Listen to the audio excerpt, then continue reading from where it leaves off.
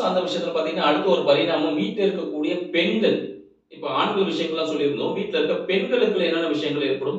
பெண்கள் எடுத்த காரியங்கள் எந்த வீட்லலாம் பெண்கள் ஆளுமை மிக்கவர்களா இருப்பாங்க, எந்த வீட்ல இருக்க பெண்கள்லாம் பாத்தீங்கன்னா, சில உடல்நிலை பிரச்சனைகள், மனநல பிரச்சனைகளோட இருப்பாங்கன்னு பாத்தீங்கன்னா, இந்த வாஸ்துல முக்கியமா வாயு மூலை அப்படின்னு சொல்லக்கூடிய வடமேற்கு பகுதி. வடமேற்கு பகுதி ஒரு வீட்டில் சிறப்பாக இருந்தால் மட்டுமே, அந்த வீட்டில் இருக்கக்கூடிய பெண்களின் வயிறு சம்பந்தப்பட்ட விஷயங்கள் சிறப்பாக இருக்கும்னு சொல்லலாம்.